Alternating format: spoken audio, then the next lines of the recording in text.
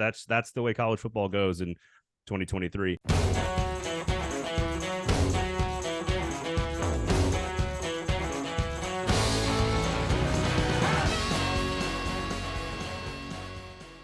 Welcome to Fringe Element here on the 440 Sports Network. My name is Braden Gall, and you can follow me on Twitter at Braden Gall.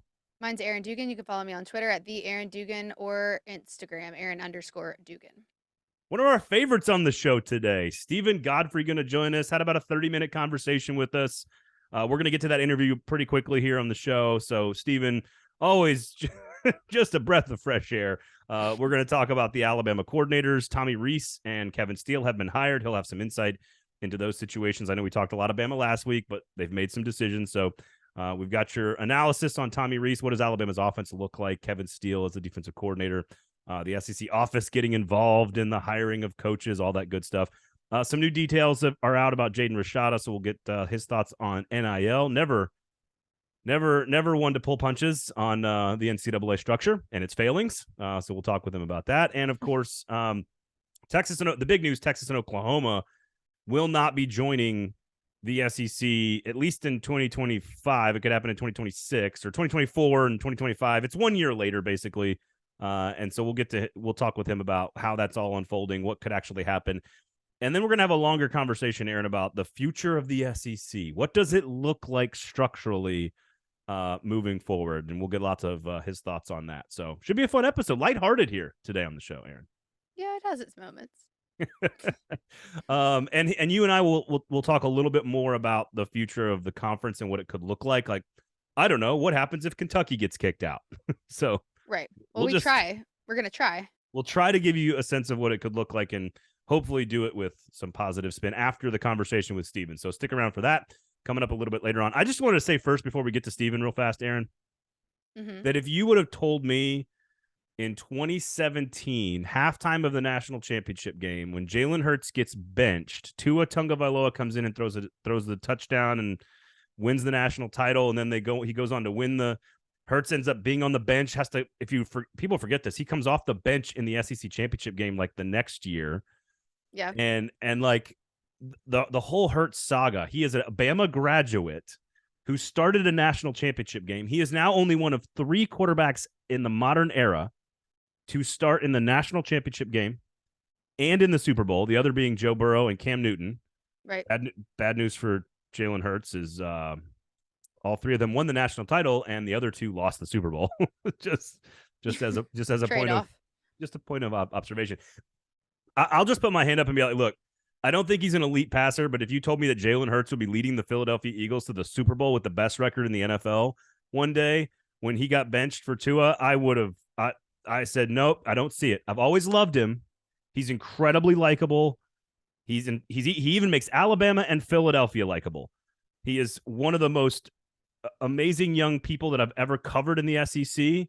But if you'd have told me he'd have been a quarterback in the Super Bowl, I would have laughed at you. And that is my fault. I was wrong about that. What an amazing story. He's one of those people that you don't really want to I would never want to underestimate him because he's just got that it factor. And you're like, I don't really know what he's capable of, but had we seen the evidence that we had needed to see that this was even possible? No, but he's always been hard to underestimate. Always. And again, how he handled the benching and the poise and the grace and the all this stuff. And even right now today saying, I don't know if they can beat the Chiefs. Even if I just say that out loud, that's still disrespecting Jalen Hurts. Yeah, it is. It is. You should have learned you got to learn your lesson on this one. I think the Chiefs are going to win. Who you got? I mean, I think you're probably right, but I'll pull for the Eagles. I've been Eagles How can you pull for fan? Nobody pulls for the Eagles. I did. Well, I followed them so closely when Jordan Matthews was there. Oh, that's true. So I kind of had a connection because of him, and I don't hate them like everybody else does. They're just not likable. That's all. No, they're definitely not. But Jalen Hurts is. Jalen Hurts is. Yeah, he was definitely a good franchise choice. Yeah, no kidding. So here's the thing. I think it reminds me a lot of the Eagles. This is an SEC podcast. We're going to talk SEC football, but this matchup reminds me the last time the Eagles were there, where 2 through 53, they are so much better than the other team, which was the Patriots at the time. Yeah. but like Tom Brady's on the other side and he's way better than your quarterback. I still think Right. Mahomes is way better than Jalen Hurts, and that's not really insulting. No, But I it's think not. two through 53, Philly's way better and way better along the line of scrimmage, with a lot of with a lot of SEC players, by the way. What are you doing for the Super Bowl? Not a whole lot actually. We're gonna have some family over. We got a new baby niece. Congrats to my Oh, brother-in-law. Shout out to the brother-in-law. So, new baby niece might be making her first appearance at the household. So, that's fun. ridiculously excited about that. Because I get to imprint on a beautiful new baby girl and then give her back. Give it back. Yep. That's the best case I scenario. love it. I love it. All right, so you and I will talk a little bit more about the future of the SEC and what we think the structure could look like, because Steven's going to end on such a bad note that we just have to try It's to Godfrey. bring. It's Godfrey, but we just got to try He's to a bring. realist, but He yeah, is. we'll try to He bring is. it up. So we'll try to bring you Bring back. some This is our. levity. So without any further conversation from us, here was our long conversation with at 38 Godfrey, Stephen Godfrey from Split Zone Duo. Stephen Godfrey joining us here. Of course, splitzoneduo.com. Sign up and become a patron today. And of course, you can catch him all over the Twitter sphere at 38 Godfrey, the Instagram as well. Stephen, how are you, sir? Good to see you. I'm good. I'm good. It's supposed to be quieter in February, but it is not. Of course not. So obviously Texas and Oklahoma are not going to join the SEC at the time that we expected them to for now.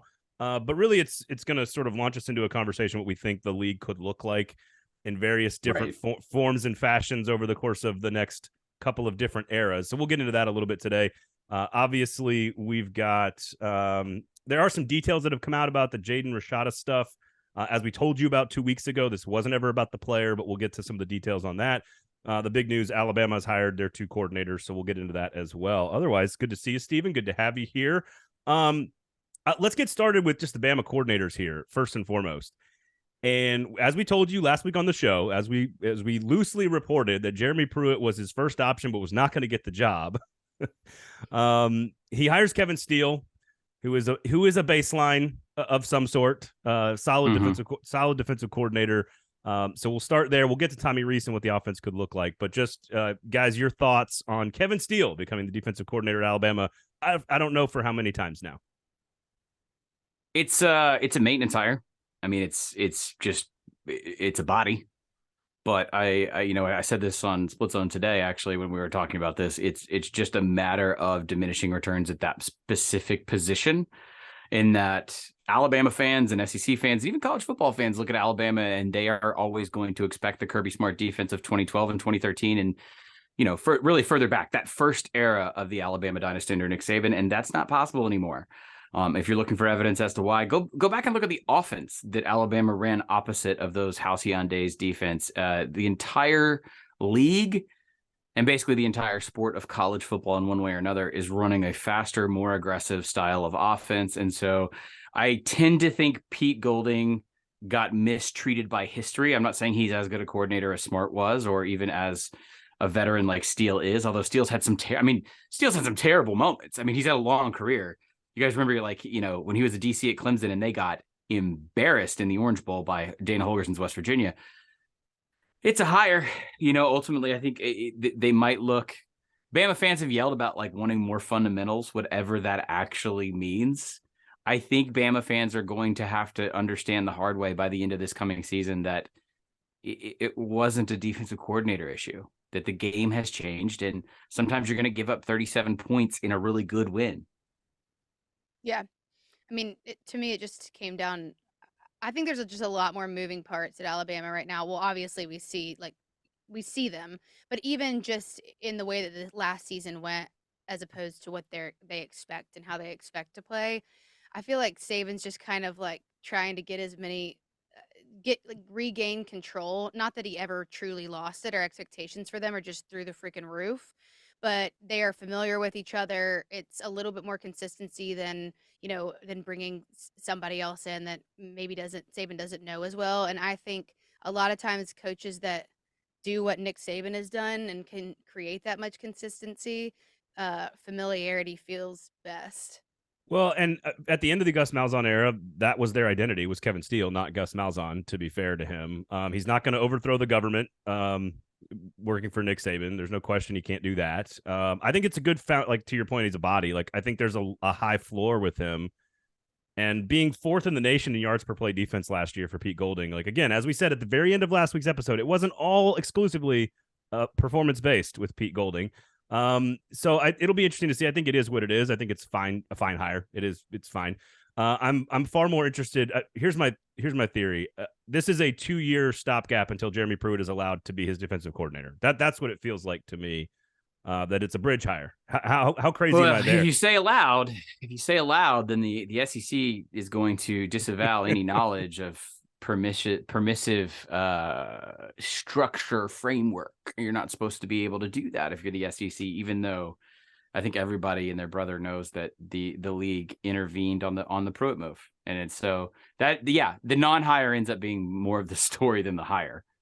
Well, and again, the guy's about to go through his NCAA investigation. Like this is not like he's still got stuff there's still stuff out there that's pending. But as we said on last week's show, he was basically the first call, and Saban wanted Pruitt. But we'll see what happens with Steele. Offensively, it's far more fascinating. We talked about this last week on the show. Ty Simpson seems like he's going to give Alabama more of what Saban wants, which is to go down the field and to attack every blade of grass and do all that stuff. You just mentioned the old school days, Godfrey. It's funny, like if they go with Jalen Milroe, it could be more like that 2016 Jalen Hurts offense that we saw when he was a true freshman.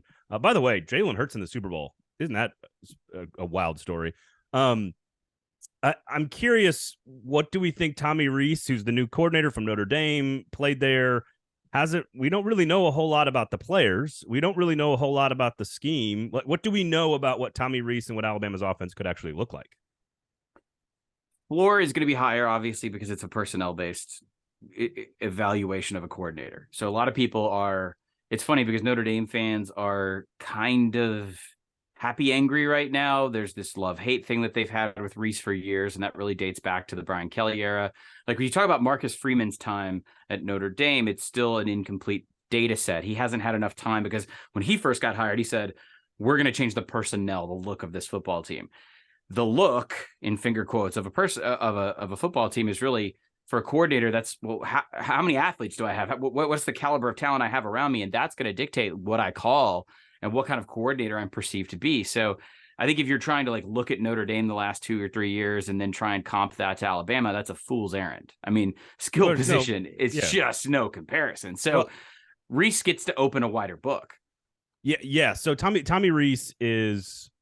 I agree with that. Now, I will say the one thing you do know is that Michael Mayer was probably the best tight end in all of America last year at Notre Dame, and that he force-fed him, whoever the quarterback was, whatever the offensive line situation was, however youthful the receivers were, and the injuries on the offensive line, all this stuff very well documented with Notre Dame.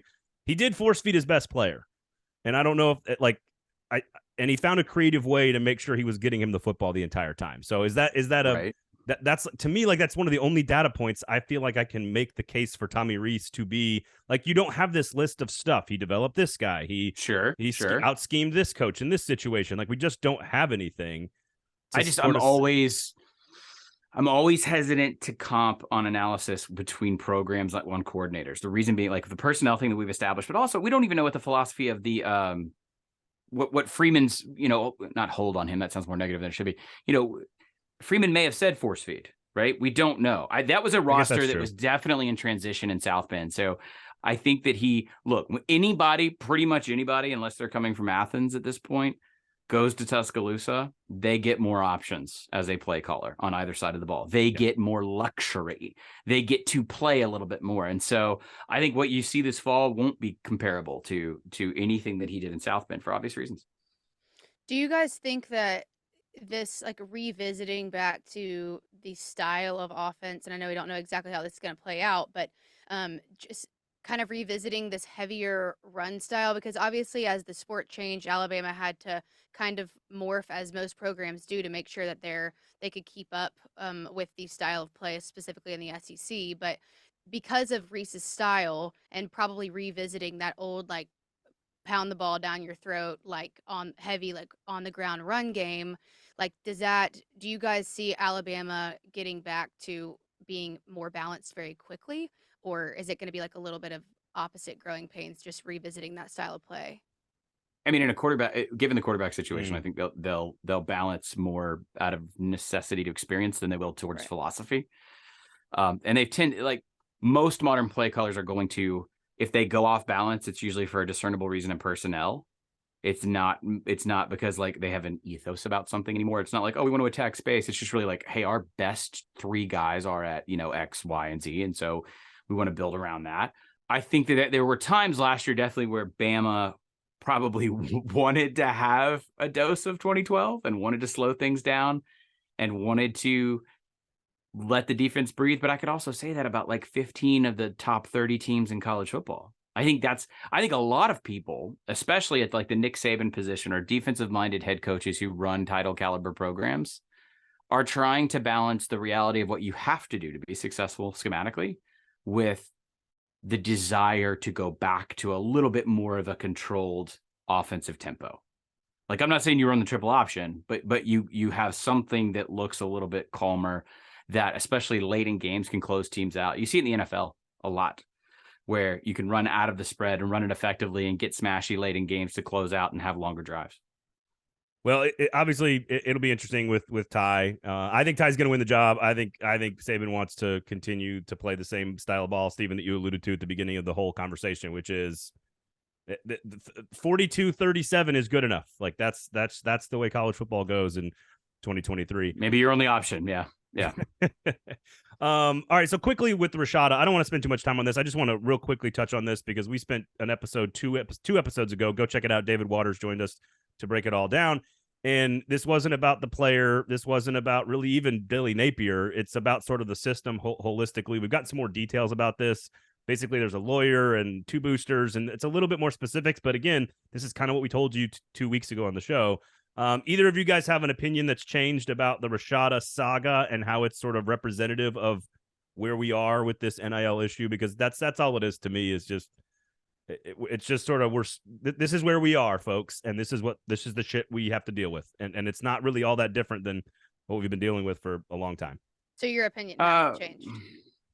I mean, this is what happens when you don't have any kind of centralized authority. And I think some of the people doing the loudest complaining are the reason why we don't have centralized authority.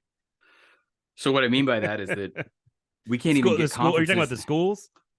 Yeah. I mean, the most powerful programs at the most powerful conferences, they don't want to play nice with each other. And I mean, we can barely agree on postseason structures. I mean, and even that's hanging by a thread, or expansion or conference realignment. And so because it's such a confederation, there's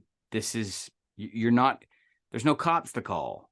There's no legislation to pass. I know people think the NCAA, it will never cease to amaze me, even as decades literally go by, plural, people think the NCAA can do something about this. The NCAA, they exist at the luxury of their membership, the membership being specifically the schools that we're talking about. So schools decide there is going to be a unified overarching policy, and every member of the constituency is going to be the same, more or less, about this, whatever it is. It can be NIL, it can be portal, it can be whatever you want to talk about.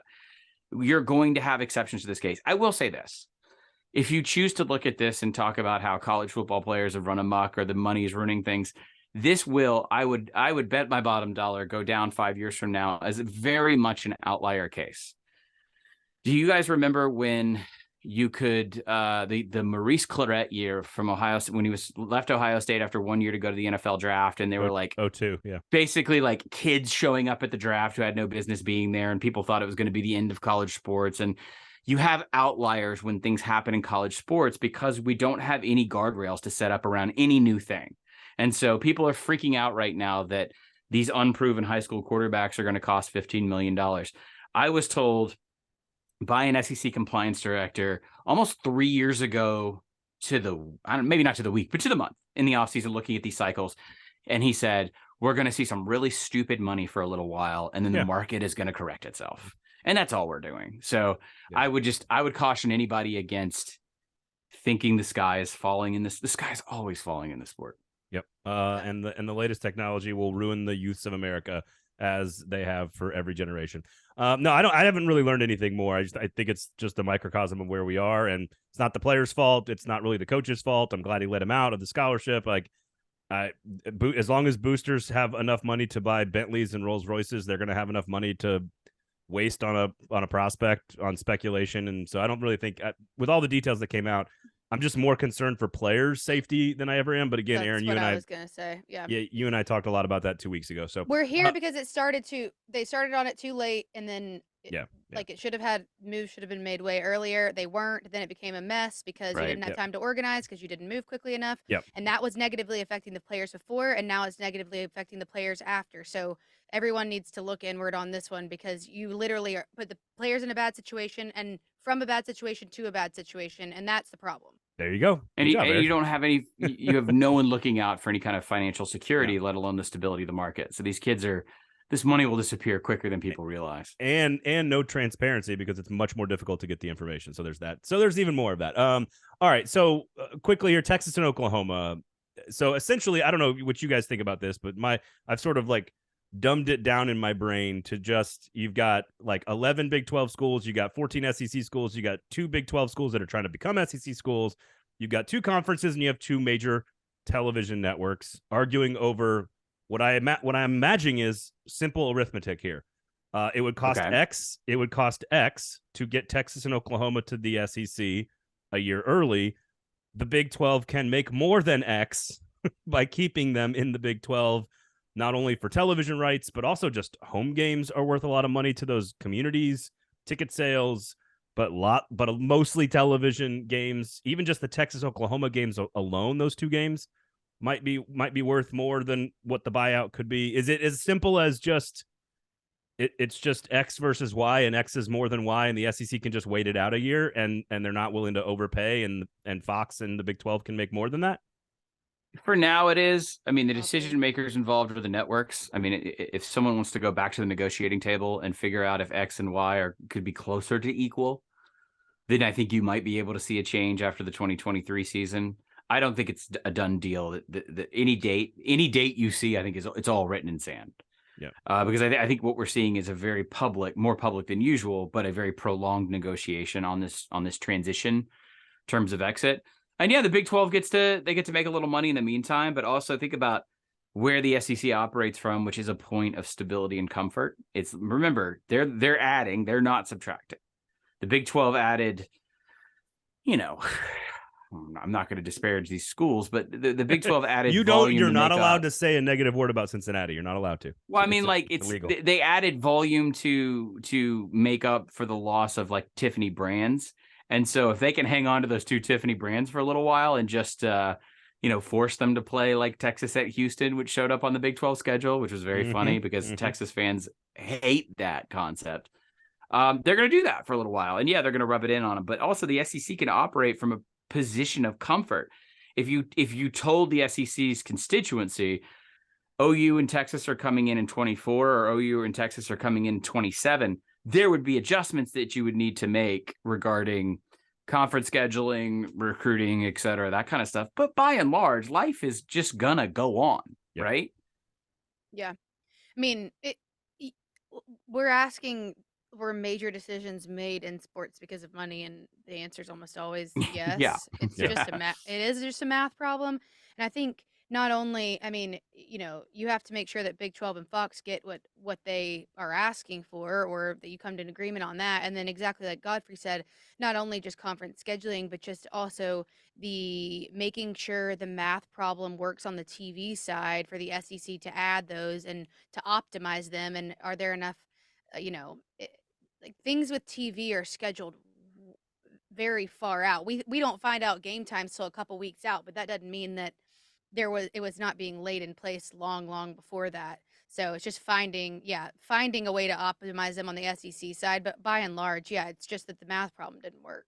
Yeah, it's very. I don't want to confuse anybody. They're not coming in 20. Like they no world in which they come in 23. I just no. Yeah, this is we were arguing over 1 year, and if the SEC is okay, if the SEC can spend, again, I'm making this number up, $50 million to get both of them in 1 year early, or $0 million to get them in 1 year later. So I agree. The SEC. So I want to lay down some like timeline benchmarks from both of you guys, and just your opinions on the next 10, 20, 30, 40 years of SEC football, and I guess that's sort of college football writ large. What does that look like? And I think, is it fair to say that the first timeline benchmark is like the end of the current coaching era, where Saban is here for a while, Brian Kelly's here for a while, Kirby Smart's here for God knows, I guess that one could be 20 years. Yeah. But is it just this, is the next chunk of time defined by specifically Texas and Oklahoma mixed with the end of the Saban era? Is that the first SEC benchmark? specifically? Yeah, SEC specifically. Are you asking how we're going to sort of frame college football at large? Like the era is yeah, defined by what? Right, because I feel like if I say, hey, what does the SEC look like in 25 years? That doesn't include a shorter window that includes Brian Kelly, Nick Saban, Kirby Smart, Josh Heupel, guys that may be around for that like 8 to 10 year window.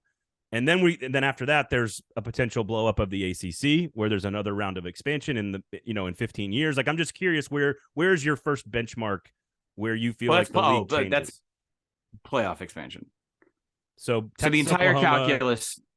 No, you see, Texas and Oklahoma actually, look, I can make you an argument pretty quickly that if you're Oklahoma, especially right now, just given like that roster and transition from Riley to Venables, why not park it in an easier conference for 2 more years?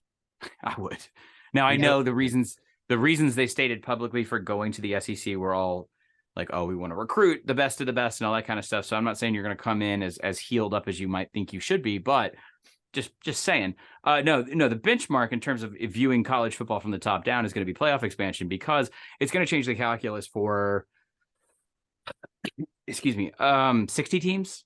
And what I mean by that is that we are going to see much more of a rubric based on coaching tenures that is defined by, did you make the playoff or were you close?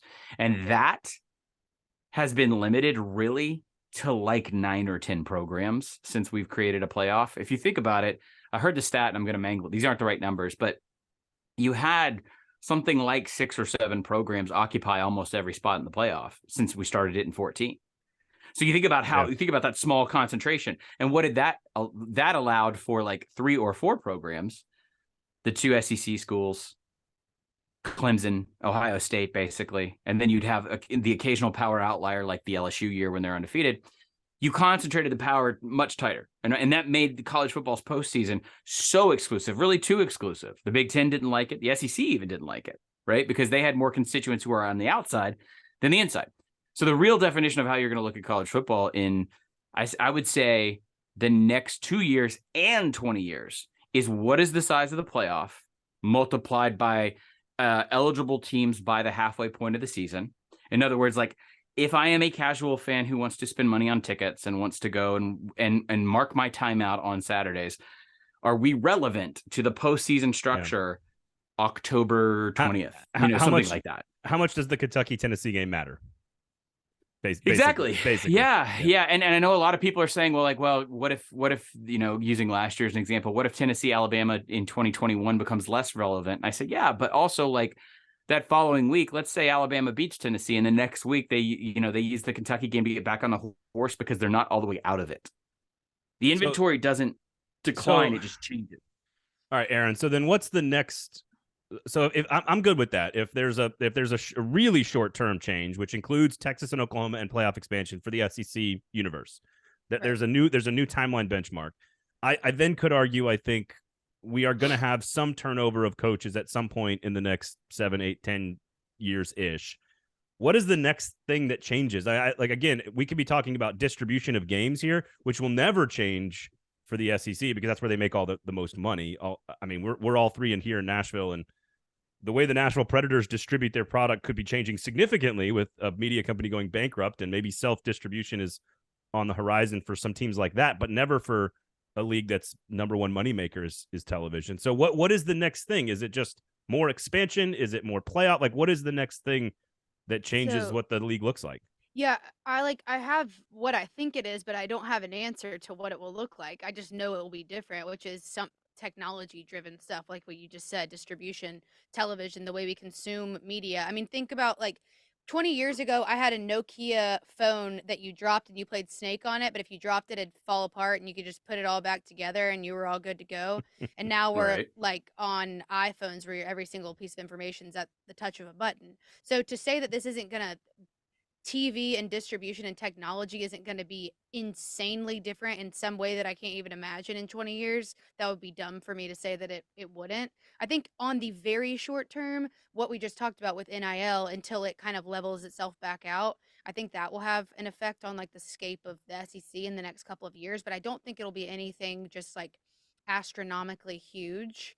And then, yeah, I mean, you would also be like naive to say that Saban and Brian Kelly and some of these older coaches that have been in their positions for so long, or at least on that level of college football being gone, isn't going to change it. Like, you're right in saying that Kirby Smart, like Kirby Smart will he's be too young.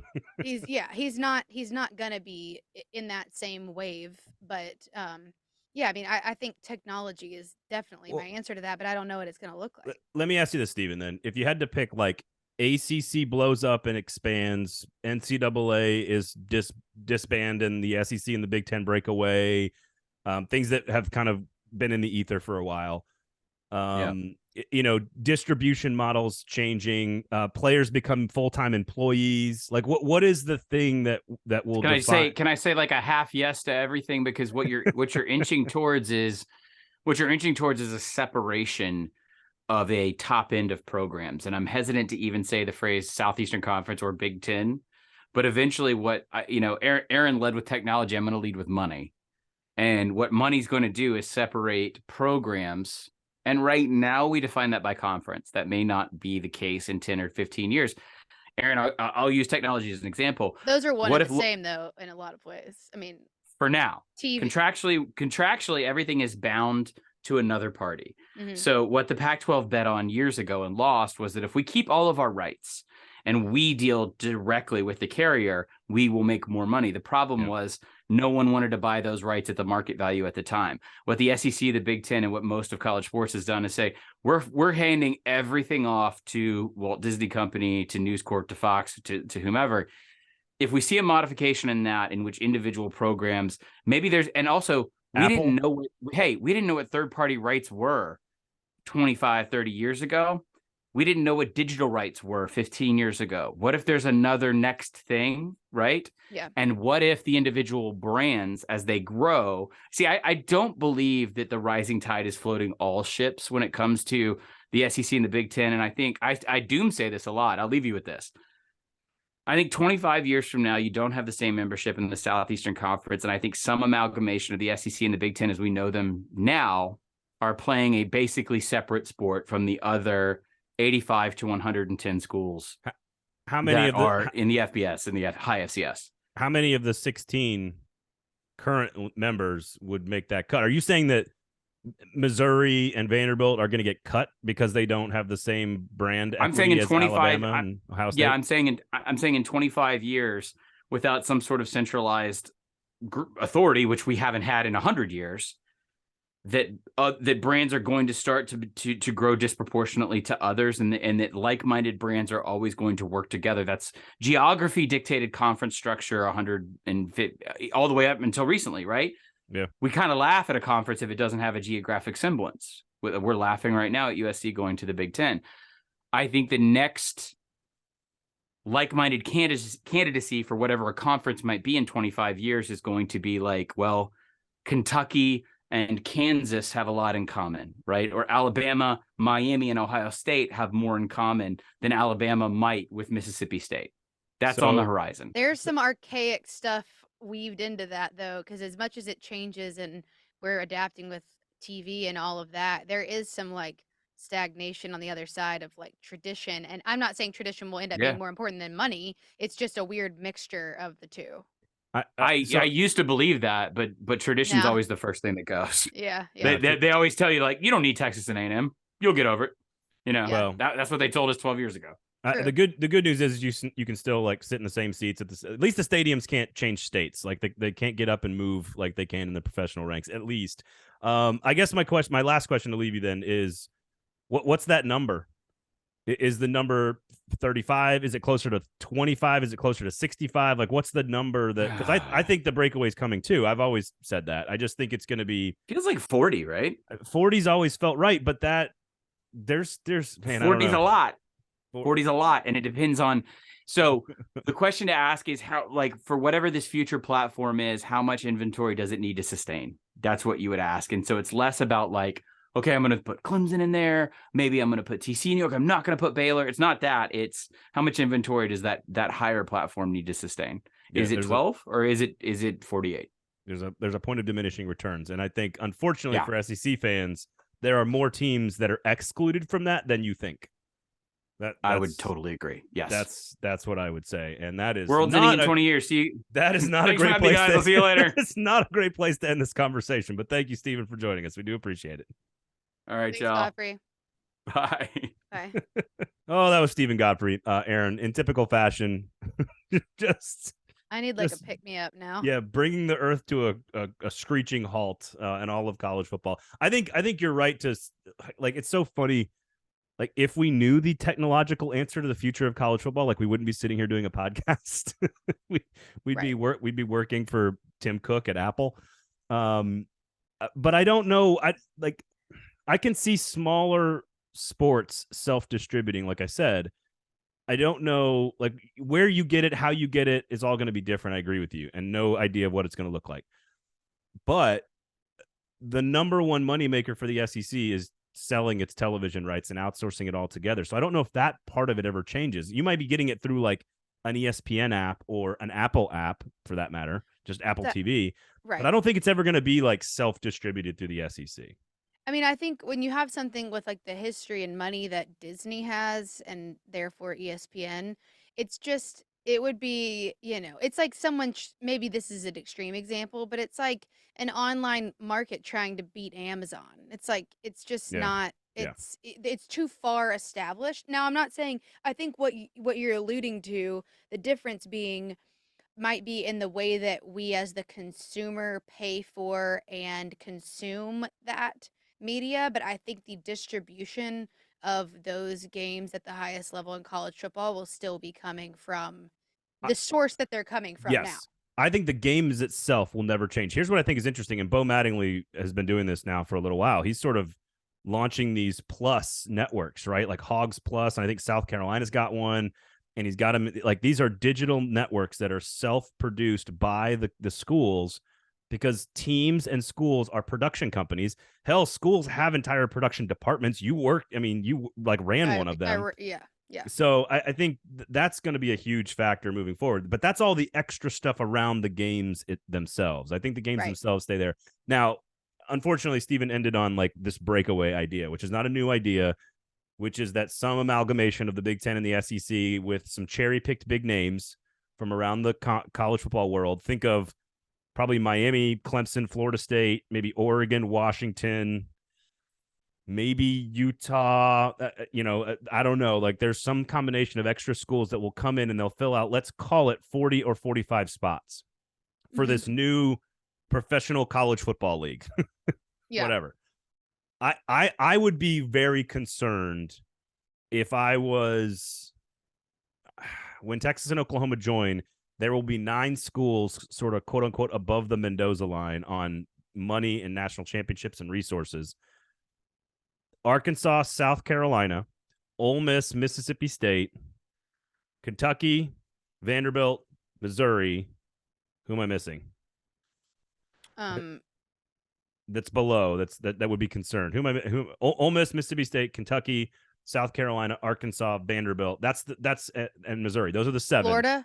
I think Florida would be above. Yeah. Florida's above the line. Yeah, that's 7. That's the 7 that is sort of the haves and have-nots in the SEC. I think Arkansas probably makes it, if I had to guess, into that group.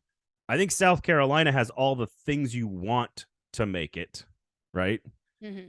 Huge fan base, lots of resources, great recruiting territory, big stadium.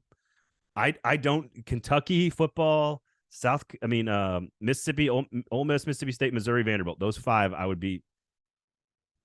I don't want to say like watch out, but 25 years from now, I think Ole Miss figures out a way to. I mean, you're right. There's been a lot of have-not time at Ole Miss, but I mean, it is probably going to be like. I mean, I'm sure there'll be some sense of peaking at the right time too. I mean, you have to take this algorithm over the course of history of what teams can do and can they be consistent and all that. But there probably is some sort of where are you when this decision's being happening, because it's hard to look away even if a team hasn't done it historically all throughout the time of being a college football program. But if they're winning or close to it, it's going to be hard to leave those people out. Well, and I'm curious because it's kind of tied back into the Rashada stuff where like the money's going to be stupid for a minute, right? In NIL. Right. And I'm curious if you're a big moneyed booster at Mississippi State or Missouri or Ole Miss, and I guess if we want to throw in Arkansas, South Carolina, Vanderbilt, and Kentucky into this group, again, the bottom 7 in the SEC from like a resources and national championship competition standpoint, right? There's 7 that have competed at that level, and then there's 7 that have not since integration. And so I'm curious, like if you're a giant booster, are you willing to go so much harder into commitment financially to your school, be it paying Lane Kiffin $9 million, paying a quarterback $14 million, which is basically a rookie contract for an NFL player over 4 years? Yeah. Like, are you more willing to spend to build the stadium bigger, to make sure fans are showing up, to make sure you have a winning program, to make sure you have a good coach? Like, if you're scared about this happening in 20 years and you're the big money boosters, aren't you like lining shit up to get it to where your program has to be accepted into that club? But you'd be lining stuff up and spending a lot of money to do what you think is right, but you're not sure. You're not sure if it's exactly the right thing or where you have to be. So, yeah, can you stroke a check for something that might really help but might end up not mattering? I don't know. Well, but to Godfrey's point, and it's not even about being like necessarily good, it's, are you a national draw from a television rating standpoint? Like, that's what's going to get you into the club. Like, does your team draw ratings in other regions of the country? Right. And I think Lane Kiffin does. I think Lane Kiffin's Ole Miss currently does. Mark Stoops' Kentucky, very good football team, not a ratings draw nationally, in my opinion.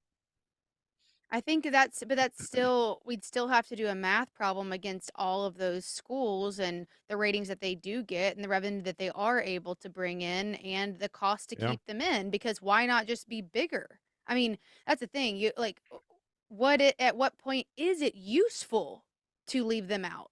Because they're still bringing in money. Yeah, maybe someone can help bring in, it's made tens of millions of dollars in difference potentially, but still millions of dollars. I like your optimism here. But if you start adding up to 40, you get to a lot. Like, again, people in the South don't know this as well, but part of the reason the Big Ten got the early ESPN contracts in the early 1990s was there are just so many more people that there are so many more Penn State alumni, Michigan alumni, Ohio State alumni, Nebraska alumni, Wisconsin alumni, Michigan State alumni. Like, there's more people in Chicago than the entire state of Mississippi. So that is what draws people on a national level. And if you only have, let's say, 40 slots. But why do you only have 40 slots? Because of what Godfrey was saying. Like, it's about the right of, like, you can run out of places. The right amount for what? You only have so many places to play games on the TV. Yeah, like you only have so many spots to play football games on any given weekend. That's true, but we have seen kickoff times get earlier and kickoff. They'll find, if it's going to make money, they would air 2 games at once. I don't know. Right. I just think let's say there's 40 teams. That would be 20 games every weekend you've got to put on. Like, well, we saw games starting to creep. We see opening games creep into Thursdays and Fridays. Okay. So who's to say that? I don't know. What I'm saying, I think you're probably right. I'm sure they'll net out on a number that they find makes sense, but that would still be, to leave people out means that to have them in would cost money. Yeah, it would. It's the pie getting bigger. It's the slices getting bigger, not the pie getting bigger, right? Like, right. And I think that there's a lot of talk about this, and maybe, I don't know. I understand that there's a limited amount of time, but there's definitely not a limited ways that they can be consumed, whether they're on network television or they're being streamed on an app like SEC Network Plus or something like that, or like those one-off networks like you were just mentioning.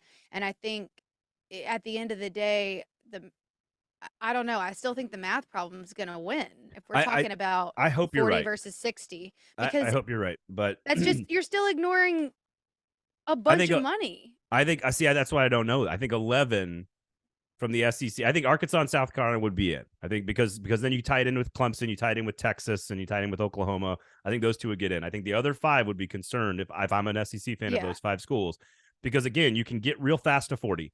You can go Miami, North Carolina, Clemson, Florida State, USC, UCLA, Ohio State, Michigan, Michigan State, Penn State, Wisconsin, Nebraska, Oregon, Washington.